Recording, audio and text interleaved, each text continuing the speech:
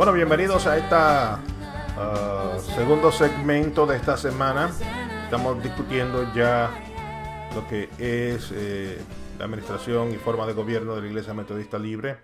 Y estamos ya entrando a partir más o menos de la página 111 del libro de disciplina.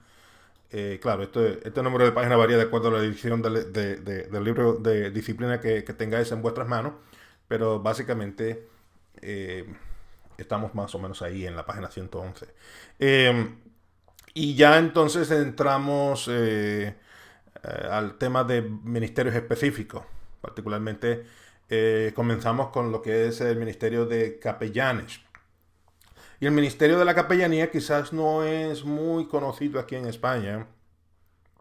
Quizás es un concepto nuevo para algunas personas. Algunos de vosotros quizás no tengáis muy en claro qué es lo que es la capellanía. Sin embargo, el ministerio de capellanía es uno, en mi opinión, de los más importantes que tenemos nosotros en la iglesia. Yo tengo la convicción de que el Señor me ha llamado a servir aquí en España y espero servir aquí hasta que el Señor me llame a su presencia o hasta que llegue el momento de la jubilación. Pero si por alguna de esas circunstancias en la vida, que Dios no lo quiera, tenga que regresar yo a Estados Unidos, este sería el tipo de ministerio que me gustaría ejercer, el ministerio de capellanía.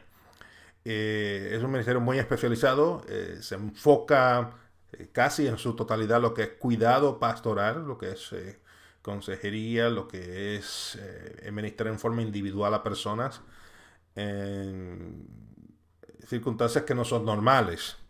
Así que este es un ministerio que ofrece la pastoral en lugares o áreas en las cuales normalmente no existe acceso a una congregación o un ministerio regular. Lugares en los cuales el ministerio de capellanía opera. Bueno, en las Fuerzas Armadas, en la policía, en el sistema carcelario, en los hospitales, en los programas, digamos, de medicina paliativa, lo que se llama en inglés hospice o hospicio, en hogares de ancianos, en programas infantiles, en programas deportivos. Por ejemplo, en Estados Unidos, equipos de fútbol americano o equipos de béisbol o equipos de baloncesto tienen sus capellanes, quienes son el líder espiritual de esos jugadores famosos que vemos nosotros en la televisión jugar. Tenemos capellanía inclusive es en lo que le llaman en inglés marketplace ministry, es decir, en empresas, agencias de gobierno. Así que tenemos particularmente lo que es Estados Unidos y el Reino Unido y países del norte de Europa.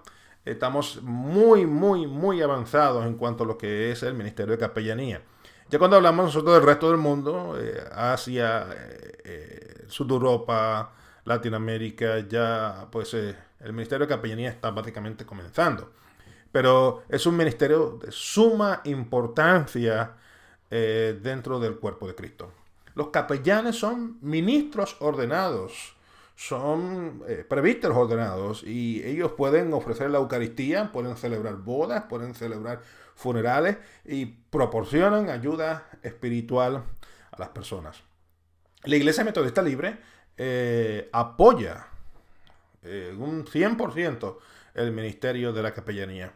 Y todo ministro ordenado que desea servir como capellán, pues entonces necesita una certificación de la denominación para servir como capellán. Y estos capellanes certificados son asignados al servicio de capellanía de la Iglesia Metodista Libre. La Iglesia Metodista Libre también tiene, aparte de este ministerio de capellanía, pues somos creyentes en lo que es la educación. Y tenemos una escuela en el estado de Kentucky, en los Estados Unidos, que se llama Oakdale Christian Academy. Es una escuela, por así decirlo, que en España sería el equivalente al instituto, pero privado. Y ahí tienen jovencitos de todas partes del mundo quienes están estudiando antes de poder cumplir con los requisitos para entrar a la universidad. Aparte de eso, pues nosotros como denominación reconocemos instituciones educativas las cuales son consistentes con la historia, la teología, la misión y el carácter de esta denominación. Tanto el presidente como el decano de estas instituciones tienen que ser miembros de la Iglesia Metodista Libre. Y en adición a las instituciones educativas pertenecientes a la Iglesia Metodista Libre, pues también hay otras instituciones, las cuales han recibido la distinción de instituciones afiliadas o instituciones asociadas. Por ejemplo, la Iglesia Metodista Libre, cuando hablamos de universidades en los Estados Unidos, pues tenemos a Roberts Wesleyan College, que se encuentra en la ciudad de Rochester, en Nueva York, y el seminario Northeastern Seminary, que se encuentra también en la ciudad de Rochester. Northeastern Seminary básicamente está en las mismas facilidades de la Universidad Robert Wesleyan. En el estado de Michigan tenemos una universidad gigantesca que se llama Spring Arbor University. Y en el estado de Illinois tenemos Greenville University. Los hermanos que están estudiando este curso desde Madrid están quizás más relacionados a lo que es Greenville University, porque nosotros tenemos estudiantes de esta universidad quienes vienen en semestres de primavera o otoño a estudiar español por un semestre a través del programa Experience Spain Study Abroad. Y ellos se congregan típicamente en la Iglesia Comunidad Cristiana Luz y Vida en Rivas Vacía, Madrid, cuando ellos están aquí. Y vienen, por supuesto, de esta universidad, Greenville University, en el pueblito de Greenville, en el estado de Illinois. La otra universidad que tenemos es Central Christian College, que se encuentra en Kansas. Y en la costa oeste, en lo que es el noroeste pacífico, se encuentra Seattle Pacific University, en el estado de Washington. Y allí, pues, una universidad también grandísima. También tenemos como universidad, ya en este caso es una universidad afiliada, es una universidad que no pertenece per se a la Iglesia Metodista Libre, pero básicamente fue una fusión de dos universidades y, por así decir, el 50% de lo que es esta universidad opera dentro de lo que es la Iglesia Metodista Libre y por eso tiene una afiliación. Y se encuentra en el área de Los Ángeles, la Azusa Pacific University en California. Y por último, una institución asociada que no pertenece a la Iglesia Metodista Libre, pero tiene el reconocimiento de ser una organización asociada porque teológicamente es muy compatible, o por decir 100% compatible con nuestra teología, y es el Seminario Teológico Asbury, o Asbury Theological Seminary, que se encuentran en los estados de Kentucky y la Florida. Aparte de estas instituciones que son ya sumamente reconocidas, con todas las acreditaciones y avaladas por todas las agencias de gobierno en los Estados Unidos, lo cual los estudiantes cuando entran a estas universidades se gradúan con títulos que pueden ir a cualquier lugar y poder conseguir empleo porque son universidades totalmente reconocidas en los Estados Unidos.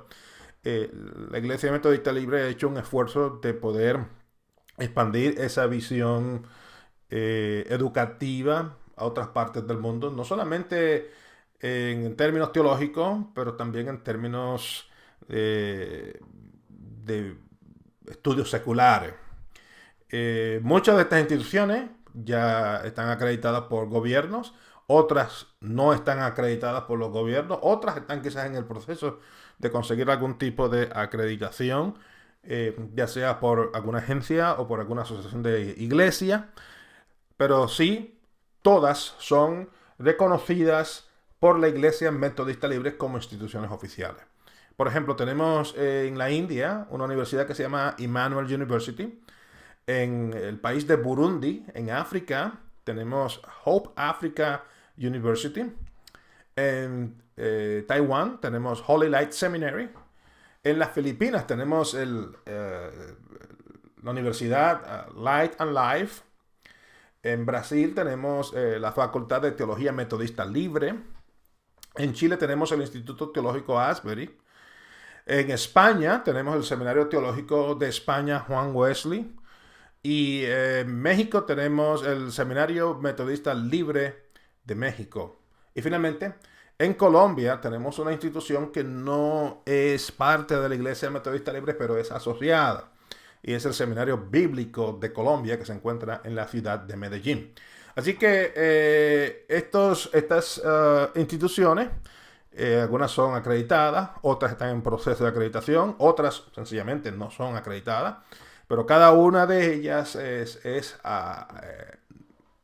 aprobada y avalada por la Iglesia Metodista Libre, y particularmente por lo que es la Conferencia General de la Iglesia Metodista Libre en los Estados Unidos. La Iglesia Metodista Libre, de la forma que opera, y ya estoy cambiando de tema, estamos haciendo la transición ahora de lo que es educación a lo que es las conferencias anuales. Básicamente que la Iglesia Metodista Libre opera bajo el modelo de lo que es conferencia anual. Y claro, este concepto de conferencia anual, quien lo creó fue Thomas Cook y Francis Asbury, cuando comenzaron ellos la Iglesia Metodista Episcopal. Y nosotros tenemos esa tradición, esa herencia, ¿no?, de la Iglesia Metodista Episcopal. Ya ustedes estudiaron la historia de Francis Asbury, estudiaron la historia de B.T. Roberts, y saben que en aquellos momentos en el cual B.T. Roberts era miembro de una conferencia anual en Nueva York y que fue expulsado. Y bueno, cuando comenzó la Iglesia Metodista Libre, se comenzó con un sistema muy similar a lo que era la Iglesia Metodista Episcopal. Por lo tanto, una de las cosas que heredamos de ellos es el sistema de conferencias anuales. Y el sistema de conferencias anuales en la Iglesia Metodista Libre se ha utilizado desde su fundación en el año 1860. Las conferencias anuales pues tienen como fin el enlazar a todas las congregaciones metodistas libres en una región, en una provincia, o en un estado, en un país o en un grupo de países. Y la conferencia general es el ente, como mencionamos hace un momento, que tiene ese poder legislativo. Y ellos son los que tienen la autoridad como conferencia general de organizar la iglesia en conferencias anuales. Todos los ministros con el rango de presbítero, un presbítero es un ministro ordenado en la mayoría de las denominaciones, y lo que nosotros llamamos candidatos ministeriales conferenciales, todos ellos pertenecerán a una conferencia anual. En el caso, por ejemplo, mío y de mi esposa Ada, en estos momentos somos ministros, presbíteros, que pertenecemos a la conferencia anual Atlántico Sur, eso es la Florida y las Bahamas, en los Estados Unidos, en una asignación especial, sirviendo como misioneros en España. Y bueno, hemos comenzado un proceso. Y yo creo que en 1 o 2 años pudiéramos nosotros hacer la transición, si el Señor así nos los permite, para transferir nuestras credenciales desde la Conferencia Atlántico Sur a lo que se llamaría la Conferencia Europea. Pero para que ustedes vean, nosotros pertenecemos, mi esposo y yo, como ministros ordenados, pertenecemos a una conferencia anual. Todo ministro o todo presbítero ordenado pertenece a una conferencia anual. Y una vez una persona es nombrada candidato ministerial conferencial, esa persona también es parte de esa conferencia anual. La única diferencia entre un presbítero ordenado y un candidato ministerial conferencial es que el presbítero ordenado, pues una vez es aprobado en la conferencia, pues permanece en esa conferencia. En cambio, el candidato ministerial conferencial todos los años tiene que pasar por un proceso de entrevista y ser aprobado todos los años o renovada su aprobación para permanecer como parte de esa conferencia anual. Cada congregación va a elegir a un laico, es decir, una persona que no tenga título de ministro ordenado, y claro, típicamente es mínimo de una persona. El libro de disciplina ya es más específico en cuanto a cuán grande sea la congregación, porque si la congregación tiene miles de personas, pues va a tener más de un delegado. Pero cada congregación va a elegir un laico o más, de acuerdo a la membresía de la iglesia, como delegado a la conferencia anual. Los delegados pues tienen la responsabilidad de representar a su congregación local en la conferencia anual y tienen derecho a voto en estas conferencias anuales. Cada conferencia anual se reunirá al menos una vez al año y tendrá como presidente al obispo. En el caso de la ausencia del obispo, que claro, en el caso nuestro obispo es un hombre que cubre mucho territorio alrededor del mundo. Por lo menos yo nunca he estado en ningún evento que nuestro obispo no haya estado, pero si por alguna razón, una enfermedad o algo así, una emergencia, una situación que no le permita al obispo estar presente, pues en ese caso el obispo puede delegar en el superintendente para que sea el presidente de esa conferencia anual en ese momento. Pero lo que el libro de disciplina estipula es que el obispo es el presidente de la conferencia anual en el momento de esa reunión. El año de cada conferencia anual culmina al concluir el último acto de esa reunión anual y el nuevo año de la conferencia comienza justamente cuando se concluye. Es decir, el año anual de la conferencia comienza al concluir la primera o la reunión de la conferencia anual anterior. No sé si me han entendido. Digamos, en el año 2018, en el mes de noviembre, tuvimos una reunión y esta reunión que estoy mencionando no era una conferencia anual, pero estoy usándolo como ejemplo. Supongamos que en ese mes de noviembre nos reunimos en Murcia y tuvimos una conferencia anual. Al concluir ese evento en Murcia en noviembre del año 2018, ese último día, en ese último culto, cuando dijeron y el pueblo de Dios dice amén, ahí comienza el nuevo año de la conferencia anual. Espero que hayan entendido lo que quise decir. Una conferencia anual no puede legislar. No puede interpretar el libro de disciplina. Básicamente tiene que ajustarse a lo que ya está diseñado y estipulado. Para poder hacer cambios, pues ya eso es la conferencia general y también tiene que pasar por básicamente la lupa de la conferencia mundial. Otro detalle bien importante es que el presidente de toda la conferencia anual es el obispo. Así que nuestro obispo está a cargo de una gran cantidad de conferencias anuales en los Estados Unidos y en otras partes del mundo.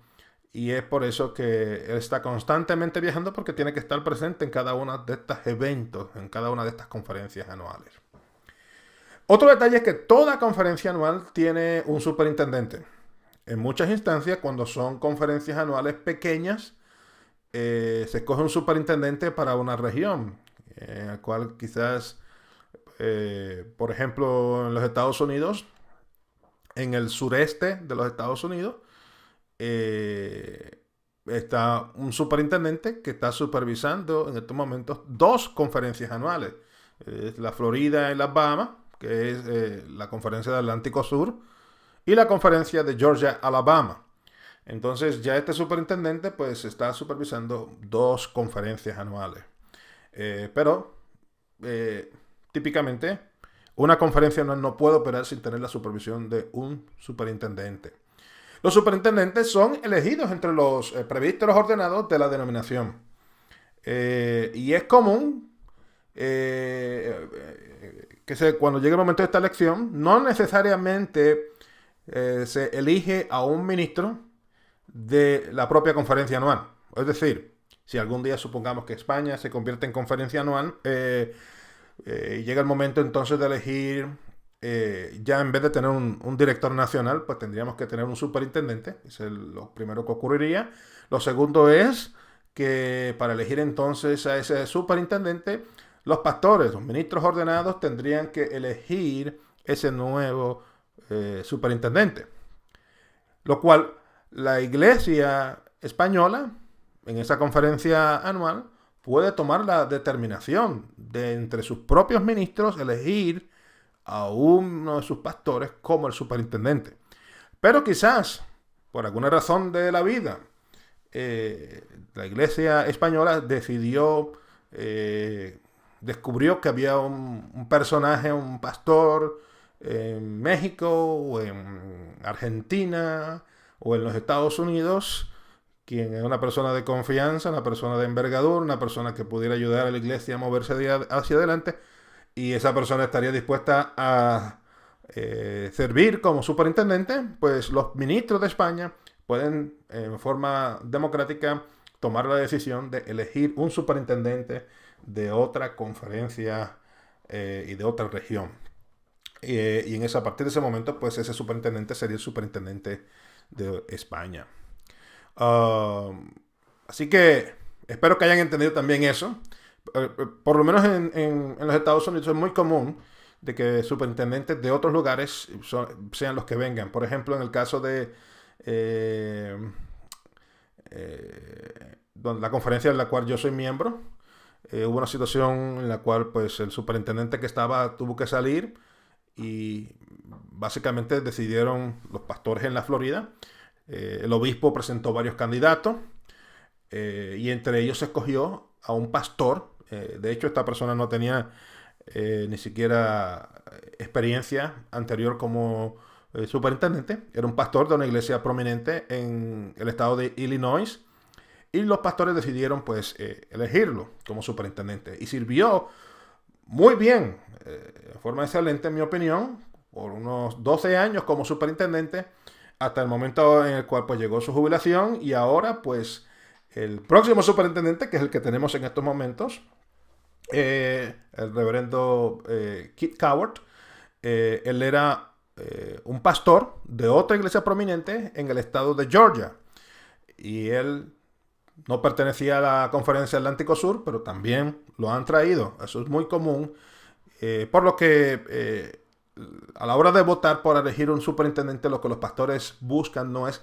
si la persona es de una región o de un país, sino que buscan una persona que sea competente para poder dirigir los destinos de la iglesia. Así que eso es sumamente importante.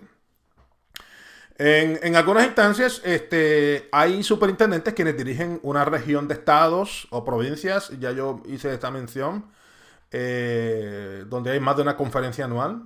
Pero en lugares, por ejemplo, como en el estado de Michigan, en los Estados Unidos, pues hay en un solo estado, el estado de Michigan, hay 3 conferencias anuales. La función del superintendente es velar por los intereses de la iglesia en su región o territorio, ser el líder espiritual de la iglesia en dicha área geográfica, presidir reuniones, desarrollar estrategias de crecimiento y plantación de nuevas congregaciones, etcétera, etcétera, etcétera. Es un trabajo muy, muy arduo, es un trabajo muy difícil, es un trabajo que a la verdad se necesita personas que tengan temple, que tengan nervios, que tengan la cualidad de relaciones interpersonales, porque tiene que ser una persona que pueda traer paz en medio de disputas y tener la habilidad de poder convencer a personas para que hagan lo correcto. Y a la misma vez, por así decir, como en una ocasión estuvimos hablando el pastor Josué Fajardo y yo, una persona que con una sonrisa o con guantes de seda pueda apretar los tornillos cuando haya que hacerlo. Así que la persona tiene que ser una persona con esa habilidad de poder navegar todas estas circunstancias que son muy, muy, muy normales, donde hay un grupo de personas y donde hay personas quienes son todos líderes. Así que es un pastor de pastores, por así decir, y es una función sumamente importante para el desarrollo de la iglesia. En adición al superintendente, cada conferencia anual tendrá una junta administrativa permanente de no menos de 4 miembros. Aparte de eso, va a tener lo que le llaman el gabinete del superintendente. Y el trabajo de este gabinete del superintendente es ayudar al superintendente en la labor administrativa. Hay conferencias anuales quienes tienen un asistente al superintendente. Hay otras que lo que tienen es directores de departamento. Por ejemplo, tienen el departamento de misiones y tienen un director de departamento de misiones. Y eso, cada conferencia anual básicamente escoge cómo desarrollar esos tipos de ministerios. Lo que sí es muy normal es que cada conferencia divide su región en distritos. Y cada distrito tiene un líder. Y típicamente los líderes de esos distritos son los que componen este gabinete del superintendente. Yo tuve la bendición en el estado de la Florida de haber sido el líder de distrito en el centro de la Florida. Yo tenía a mi cargo unas 9 congregaciones y era parte, por supuesto, de este gabinete del superintendente, donde nos reuníamos periódicamente, típicamente unas 4 veces al año, y podíamos discutir acerca del progreso y del trabajo de cada uno de nuestros distritos. Y a la misma vez proveer consejo al superintendente en su labor. Las conferencias anuales también tienen lo que le llaman un comité de asignaciones de ministros. Básicamente este es un grupo, digamos, cuando decimos comité pensamos que son muchas personas, pero en realidad casi siempre este comité de asignaciones de ministros son el obispo, el superintendente y un laico. Y la función es ayudar al obispo en el proceso de nombramiento de pastores a congregaciones. Nosotros, como denominación, los pastores no estamos permanentemente en ningún sitio.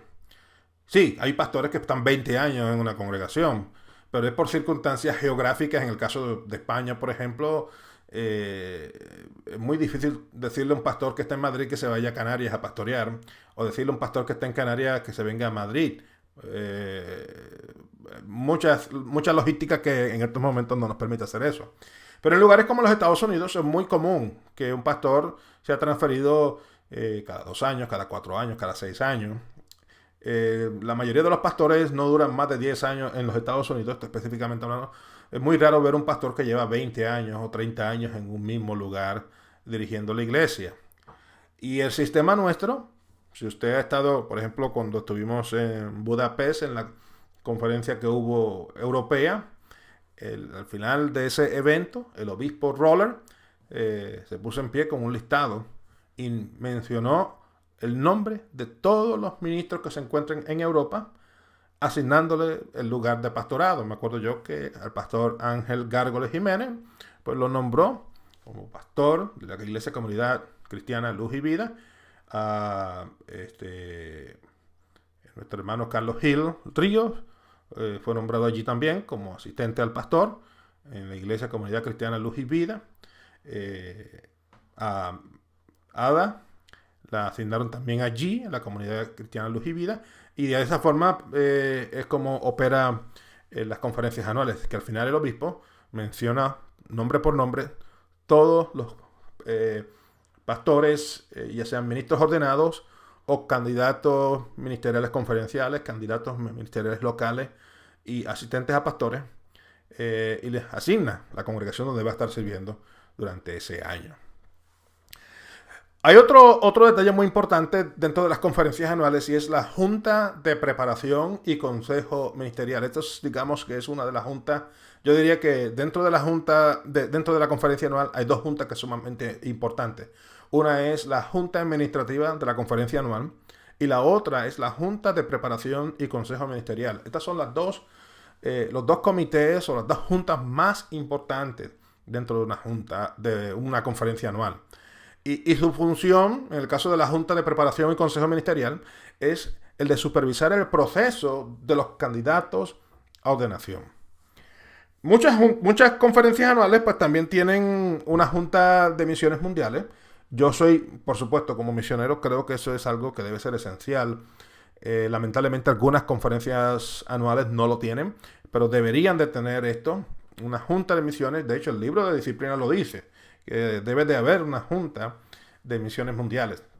La Junta de Misiones Mundiales se encarga de promover el trabajo misionero fuera del país en donde se encuentra esa conferencia anual. Digamos, España llega a ser una conferencia anual, bueno, España tiene que entonces comenzar a buscar cómo expandir el trabajo a nivel mundial, cómo podemos llegar a Francia, cómo podemos llegar a Alemania, cómo podemos llegar a Marruecos, cómo podemos llegar a algún otro lugar en Asia y poder apoyar esta expansión rápida del reino de Dios más allá de nuestras fronteras. Ahora bien, ya estamos entrando a la fase de lo que es el ministerio ordenado. Y cuando hablamos nosotros de los ministros ordenados, me estoy refiriendo ya a lo que oficialmente nosotros llamamos como presbíteros ordenados. Y cada presbítero es asignado a alguna congregación local. Los ministros ordenados deben ser personas quienes proyectan visión, liderazgo, decisión. Deben ser personas quienes motiven a otros al esfuerzo de ministerio. Deben ser personas compasivas ante la necesidad humana. Eso es vital para poder tener a una persona en el ministerio de la iglesia como presbítero. Y los pasos para ordenación, bueno, la persona tiene que tener el llamado, sentir ese llamado de Dios.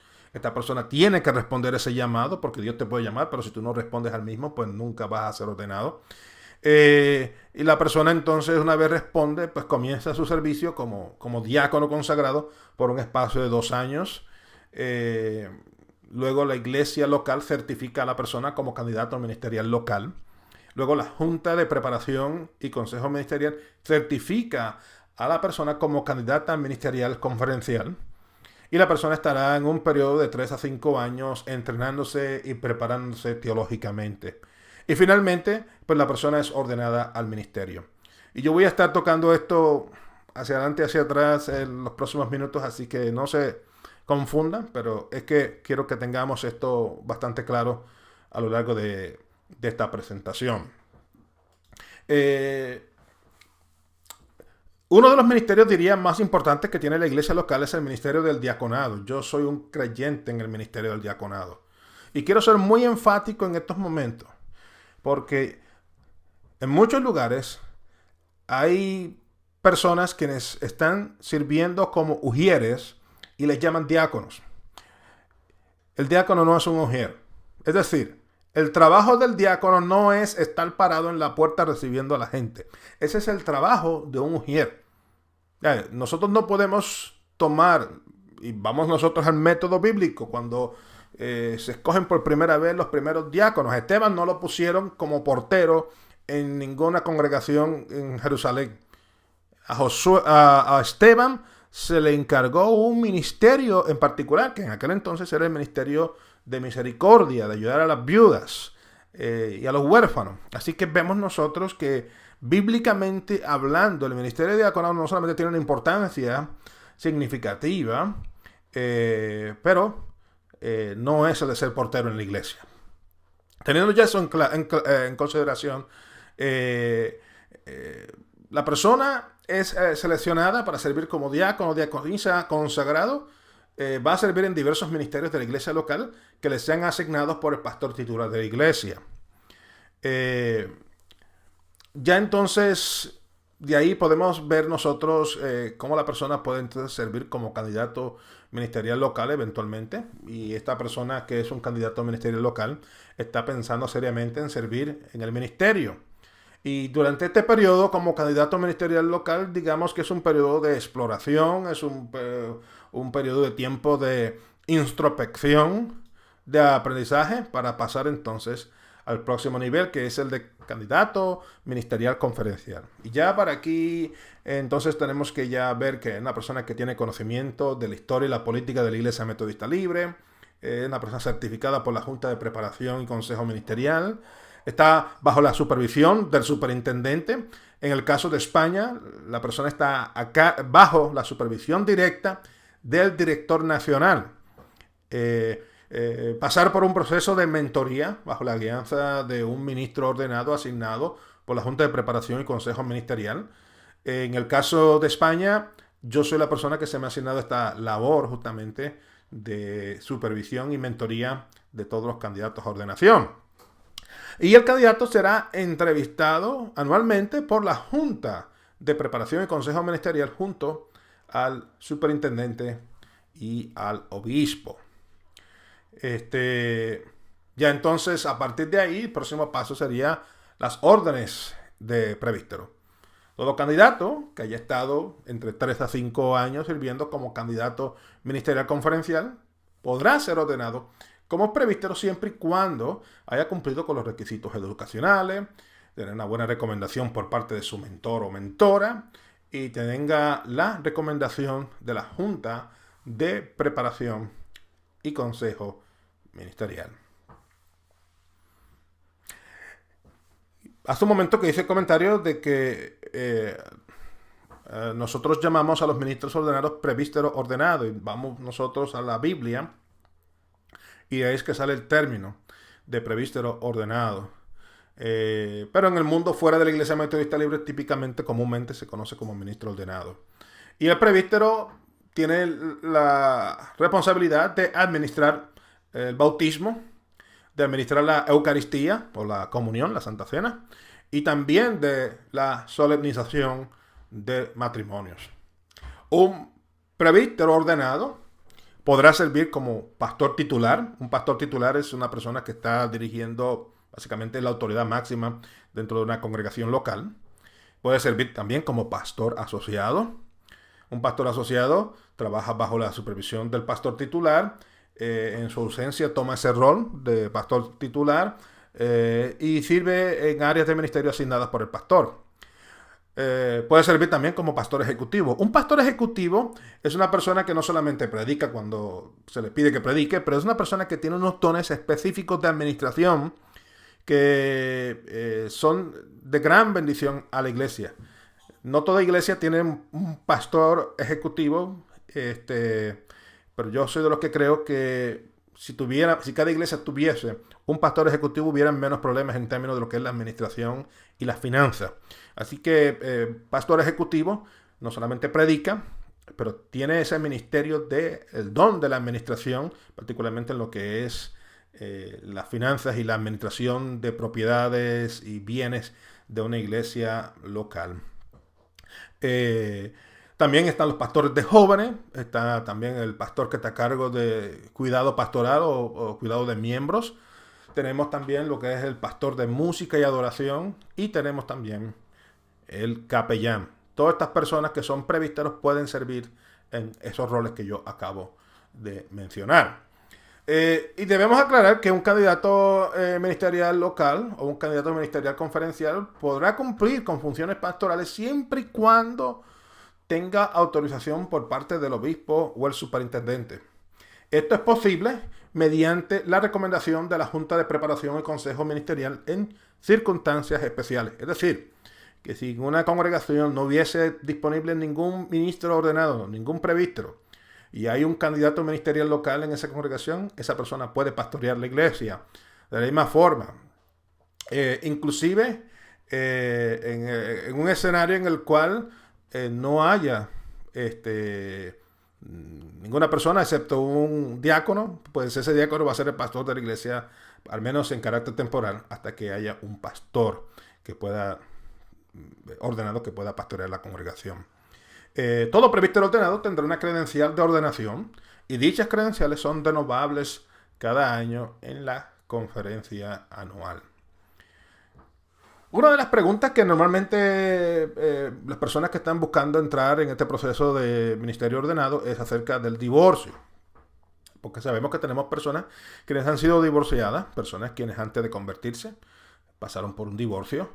Y la Iglesia Metodista Libre tiene como política el tomar un caso a la vez. Es decir, nosotros no ponemos a todo el mundo en el mismo bloque. Así que si un miembro de la conferencia anual se divorcia, siendo cristiano ya, siendo miembro de la iglesia, y por esas cosas de la vida, pues se divorció, bueno, esa persona, nosotros no creemos en el divorcio, y bueno, aceptamos esa realidad, pero la persona no podrá contraer nupcias hasta que su excónyuge muera. Es interesante porque de la forma que se mira es diferente si la persona era antes de convertirse o antes de cualquier otra circunstancia, ocurrió ese divorcio y se volvió a casar la persona. De la misma forma, si hubo un divorcio por causa de adulterio, ya la historia es diferente. En un caso de divorcio por adulterio, la persona se puede volver a casar y puede ejercer sin ningún problema en el ministerio. Debido a esto, cada caso es tomado en forma individual a la hora de comenzar este proceso de ordenación. Así que eso es muy importante. La Iglesia Metodista Libre, aparte de los pastores que tenemos, pues tenemos un ministerio que es el Ministerio de Evangelistas. Y todos los evangelistas son aprobados por la Junta de Preparación y Consejo Ministerial y son asignados como evangelistas en la misma forma que los presbíteros son asignados a una congregación. Ahora bien, todo presbítero ordenado, todo candidato ministerial conferencial, puede transferir su ministerio a cualquier otra conferencia anual. Es decir, usted se va de España y quiere irse a Hungría porque consiguió allá un lugar de empleo, porque se quiso jubilar allí, por las razones que fuesen. Y bueno, usted puede transferir su credencial desde España hasta Hungría. Esto se le da un certificado de buena relación y usted entonces entrega ese certificado en la nueva conferencia anual. Los ministros ordenados de otras denominaciones con una teología afines a la Iglesia Metodista Libre podrán ser recibidos mediante transferencia. Es decir, no necesitan pasar por un proceso de ordenación. Nosotros, por ejemplo, tenemos ministros de las Asambleas de Dios, de la Iglesia de Dios, de la Iglesia Wesleyana, de la Iglesia del Nazareno, entre otras denominaciones, que son denominaciones del movimiento de santidad, que tienen una teología muy afín a la nuestra, y debido a eso, esas personas que son ministros ordenados y que quieren unir a la Iglesia Metodista Libre, no tienen que pasar por un proceso de ordenación, sino que son recibidos, se transfiere esa credencial de esa denominación a la nuestra. Lo que sí se le requiere es que tomen el curso de Historia y Política de la Iglesia Metodista Libre y el curso de Teología Wesleyana, y con esos dos cursos la persona puede ser transferida sin ningún tipo de problema y es recibida como presbítero ordenado en la Iglesia Metodista Libre. Un candidato ministerial conferencial o digamos un presbítero ordenado puede dar por terminada su relación con la Iglesia Metodista Libre mediante su renuncia. Y eso es bien importante porque también puede ocurrir de que la Iglesia Metodista Libre le quite las credenciales a una persona si la persona tiene una conducta impropia. Por lo cual, estas son dos avenidas. Quizás que la persona esté quizás en desacuerdo con la denominación y decide renunciar. Bueno, se le renuncia y ya hasta ahí llegó. Hay otras que debido a su conducta, pues se ha tomado la decisión de quitarle las credenciales a esa persona como ministro. Credenciales a un candidato ministerial conferencial o presbítero ordenado pueden ser revocadas en casos que no sean dignos de un ministro del Evangelio. Y ya yo creo que con eso no tengo que ir en muchos detalles porque creo que somos adultos y sabemos lo que me estoy refiriendo. En la Iglesia Metodista Libre la misión es la misma y ahora estoy entrando en otro tema. Estoy entrando en el tema de lo que es la misión y la visión. Siempre hablamos de misión y visión. A mí me llama la atención esto porque en muchos lugares usted va a iglesia y la iglesia local no tiene ninguna misión ni tiene ninguna visión. Entonces, iglesias que no tienen misión y visión, yo soy de los que creo que la deben de tener escrita y que los miembros se la deberían hasta memorizar. Eso es importante. Yo me acuerdo que yo pertenecía a una iglesia y nos hicieron memorizar la misión de la iglesia. Me acuerdo yo que decían que el Liberty Christian Center era una comunidad de creyentes con el propósito de cambiar vidas. Esa era la misión de la iglesia local en aquel entonces, en aquel sitio, y nos las memorizamos. Y yo creo que eso es importante en términos de lo que es la Iglesia Metodista Libre en su carácter local, no como congregación. Bien importante que tengamos una misión o que entendamos cuál es la misión y entendamos cuál es nuestra visión. Y eso es lo que nos va a ayudar entonces a poder hacer el resto del ministerio de la iglesia, porque entonces el ministerio de la iglesia va a estar enfocado específicamente en lo que es la misión y la visión. Y basado en eso es que va a ser más efectivo el trabajo. Y cuando hablamos de la misión, bueno, ya la iglesia a nivel de la conferencia general ya nos ha dado a nosotros la misión, por así decir. O sea, en la Iglesia Metodista Libre, la misión es la misma independientemente del lugar en donde se encuentre. Y esta misión es basada en la gran comisión dada por Cristo de ir a todas las naciones y hacer discípulos. Y de la misma forma, la misión de la Iglesia Metodista Libre está fundamentada en el gran mandamiento de amar a Dios con todo nuestro corazón, con nuestra alma, con nuestra fuerza, y de igual forma al prójimo como nosotros mismos. Por lo que nuestra misión es muy simple. La misión de la Iglesia Metodista Libre en cualquier parte del mundo es amar a Dios y hacer discípulos. Es así de sencillo. Yo creo que eso es fácil de memorizar. Amar a Dios y hacer discípulos. Esa es la misión a nivel de Iglesia Metodista Libre global. Sin embargo, cuando hablamos de la visión ya entonces es la aportación única de cada congregación local en la comunidad en la que se encuentra la misión. Es decir, la visión varía de acuerdo a las necesidades específicas de la comunidad en donde se encuentra la congregación. Y nosotros, como congregación local, establecemos esa visión que es justamente, valga la redundancia, una visión local, basándonos en el amar a Dios y hacer discípulos en nuestro contexto local. Por lo que justamente en estos momentos en el que se está grabando este video, hay varias congregaciones a lo largo y lo ancho de España que están haciendo lo que llamamos un barómetro, ¿no?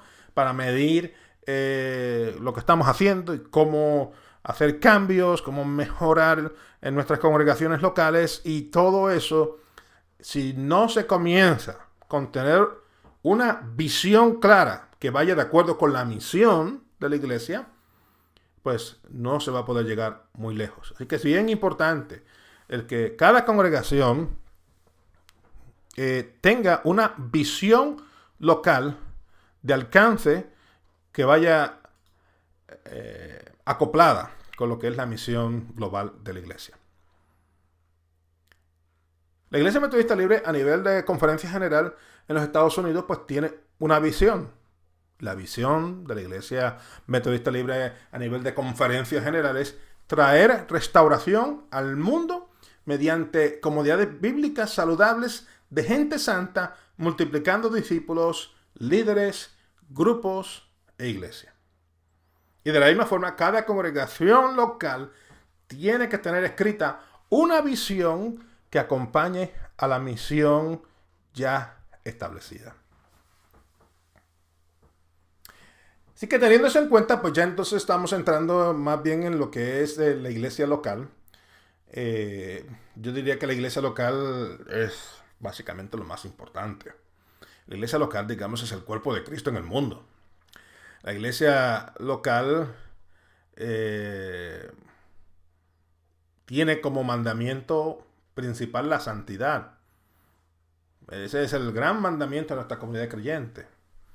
Tenemos también el hacer discípulos como nuestra gran comisión dada por Cristo. Y tenemos como Iglesia Metodista Libre, a nivel de iglesia local, unos fundamentos que no son negociables. Por ejemplo, nosotros no vamos a vivir en violación a las Escrituras. Nosotros no vamos a vivir en contra de los artículos de religión, no vamos a vivir en contra de la Constitución, no vamos a vivir en contra del pacto de membresía o en contra de la misión de la Iglesia Metodista Libre.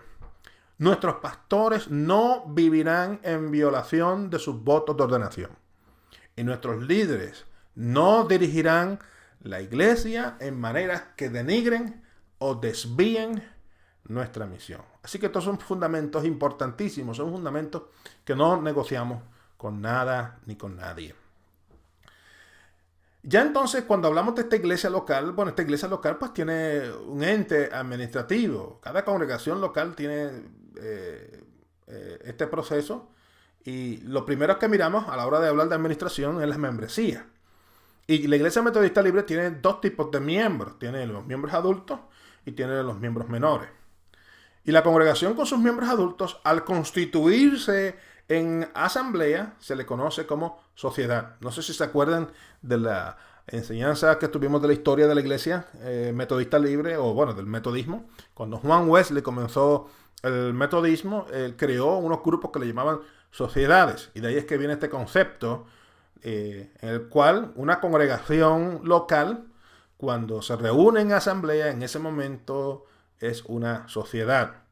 La iglesia debe de reunirse como sociedad en asamblea al menos una vez al año. Y el pastor titular de esa congregación es el presidente de esa asamblea o de esa sociedad, pese a que no tiene derecho al voto. El secretario o secretaria de la Junta Administrativa Local de esa congregación será la secretaria o el secretario de la iglesia. Las actas de reuniones se deberán conservar en un libro de actas de la Junta Administrativa Local. Y las asambleas, o básicamente la reunión de la iglesia como sociedad, deberán anunciarse al menos 10 días antes de que dicha reunión ocurra, con el fin de que todo el mundo pueda asistir a ese evento que es de suma importancia. Cada congregación tendrá un delegado laico para la conferencia anual. En el caso nuestro, por no ser todavía una conferencia anual oficial, pues no tenemos delegados, pero en circunstancias normales cada congregación tiene al menos un delegado laico para la conferencia anual. Y los delegados son los que sirven como un vínculo o conexión entre la iglesia local y la iglesia nacional. La iglesia también elegirá en asamblea de entre sus miembros en plena comunión personas para que ocupen los puestos de los diversos ministerios de la iglesia. Ahí, teniendo ya eso claro, pasamos a lo que es la Junta Administrativa Local, que es básicamente dentro de la iglesia local la junta más importante de la iglesia.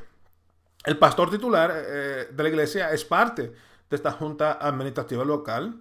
Los líderes de los diversos ministerios de la iglesia serán parte de la Junta Administrativa Local siempre y cuando haya sido determinado así. Es decir, hay iglesias donde esta junta, de la forma que se permite es que, digamos, los pastores asociados asignados a esa iglesia sean parte de la junta. Hay iglesias que no necesariamente quieren a los pastores asociados, quieren básicamente gente que todos los miembros sean elegidos por la congregación. Y hay iglesias que dicen, no solamente debe haber una combinación de gente elegida de la congregación, pero debe haber también líderes de ministerios en la iglesia, ministerios de damas, de caballeros, etcétera. Esos líderes, pues, serían parte también de esa junta. Y cada congregación escoge eso. Esta junta administrativa es un cuerpo de al menos 7 personas, pero no más grande de 15 personas. Y se recomienda que, a excepción del pastor titular, ningún miembro sirva en la Junta Administrativa Local por más de 6 años ininterrumpidos. Es decir, esta persona puede servir 6 años en forma ininterrumpida y luego de ahí la persona tiene que dejar de ser parte de la Junta Administrativa y quizás en el futuro pueda ser nuevamente elegido para servir por otros 6 años. Pero este concepto de ser miembros perennes de juntas administrativas locales no solamente no es bíblico, pero no es saludable, y creo que el libro de disciplina hace muy bien en establecer esta pauta. Se recomienda también que entendamos de que el pastor titular, por ser el líder máximo de la iglesia, es miembro ex oficio de todas las juntas y comités en la iglesia. Él puede entrar a cualquier reunión. Quizás no dirija la reunión porque hay otra persona que está a cargo de dirigir la reunión, pero el pastor, si le da la gana de entrar a esa reunión, puede entrar, escuchar, opinar, hablar y poder expresar sus puntos de vista y establecer esa visión. La Junta Administrativa Local, pues, elegirá un secretario o secretaria, la cual a su vez será la secretaria de la iglesia. Y el tesorero mantendrá un registro de todos los fondos reunidos y de la manera que son gastados. La Junta Administrativa Local tendrá un libro permanente de todos los bautismos, bodas y funerales, una lista con los nombres y direcciones de todos sus miembros. Y una vez al año, el pastor titular presentará un reporte a la congregación de todo su trabajo y su visión para el próximo año. Y la Junta Administrativa Local pues ofrecerá supervisión de los ministerios de la iglesia de acuerdo a la necesidad. Y el sostenimiento de cada congregación local, por supuesto, deberá de provenir de los diezmos ofrendas y donativos de sus miembros. Así que ya hemos tocado hasta aquí lo que es el trabajo de la iglesia local, o lo que básicamente en términos administrativos debería ser una iglesia local. Ahora bien, vamos a regresar ahora a los ministerios que habíamos comenzado a hablar anteriormente, es decir, acerca del diaconado y de los candidatos a ordenación, etc. Y comenzamos justamente por lo que es el diaconado. Los diáconos y diaconisas pues son miembros en buena relación con la Iglesia Metodista Libre. Los diáconos y las diaconisas, nuevamente hago este comentario porque es que ya cada vez que me entro a una iglesia me encuentro con gente parada en las puertas que tienen un rotulito, un letrerito aquí en la camisa que dice diácono. Y el diácono no es un ujier, es un ministerio especializado en la iglesia. La función principal del diácono es ser siervo líder. Y los ministerios especializados dentro del diaconado incluyen cuidado y misericordia, adoración y música, administración y organización, edificación y consejo espiritual, alcance y servicio, entre otros ministerios en los cuales un diácono o una diaconisa pueden servir. El ministerio del diaconado no es menor que el del pastor. Son ministerios paralelos realmente. Sin embargo, en la iglesia local el líder es el pastor titular, por lo que los diáconos trabajarán bajo la dirección del pastor titular de la misma forma que los pastores asociados o pastores ejecutivos o pastores asistentes lo hacen. Tanto el pastor como la junta administrativa local asesorarán, estimularán y reconocerán a los diáconos. Y todo candidato al diaconado necesita la aprobación final de la junta administrativa local para su consagración en ese ministerio. Anualmente, la junta administrativa local revisará y evaluará el trabajo realizado por los diáconos. Y en ese caso, si la persona no está haciendo el trabajo que debe hacer, la junta administrativa local tiene la autoridad de revocar esa posición de diácono consagrado de esa persona. Y los diáconos, por supuesto, podrán administrar la Eucaristía con la autorización de un presbítero ordenado. Cuando nosotros hablamos acerca de la consagración de un diácono o de una diaconisa, estamos refiriéndonos a que esa consagración es válida en una congregación local, es válida en ese lugar donde fue consagrado como diácono o diaconisa. Si la persona se transfiere a otra congregación, bueno, el pastor titular de la nueva congregación podrá decidir si recibir a esa persona en calidad de diácono o no. Y de esta manera también, en caso de que el pastor quiera recibir a esta persona como diácono, tendrá que pasar de todas formas por un proceso de entrevista por parte de la Junta Administrativa Local para así confirmar a esta persona como diácono o diaconisa en la nueva congregación. Y ahí entonces entramos ahora a lo que son los candidatos ministeriales locales. Un candidato ministerial local es una persona que está considerando y explorando la posibilidad de convertirse en presbítero ordenado. Y este es un proceso de exploración ministerial en el contexto de la iglesia local. En el caso de la Iglesia Evangélica Metodista Libre de España, todo candidato ministerial local tiene que haber servido anteriormente como diácono por un mínimo de 2 años. En adición a este requisito de la Iglesia Nacional, el candidato o candidata deberá tener una entrevista con la Junta Administrativa Local. De ser satisfactoria ese proceso de entrevista, es aprobado por esa Junta Administrativa Local y se le entregará un certificado en público como testimonio de este proceso. Y una vez el candidato es certificado, se le abrirá un archivo en el servicio de credenciales ministeriales. Todo candidato ministerial local mantendrá su membresía en la congregación en la que ha sido certificado. Toda certificación de candidatos ministeriales locales estará sujeta a evaluaciones anuales en donde se renovará cada año esa certificación.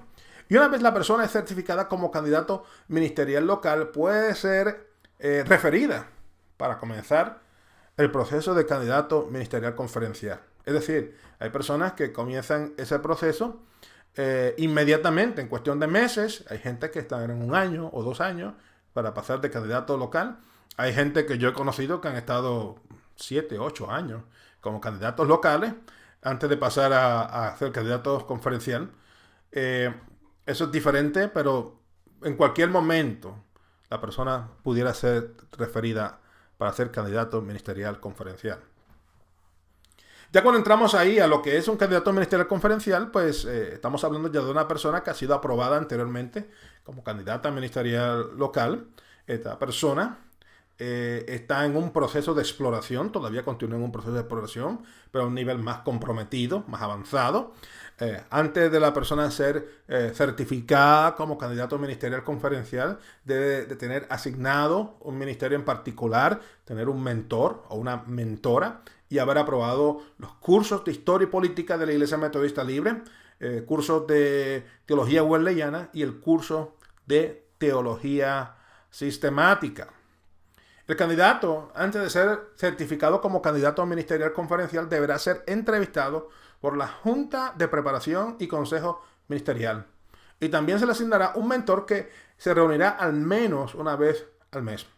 Y una vez la persona es certificada como candidata ministerial local, tendrá que estudiar cursos de un listado que tiene la oficina de credenciales, que son sumamente importantes para poder completar esos requisitos y ser al final un candidato ministerial de la conferencia.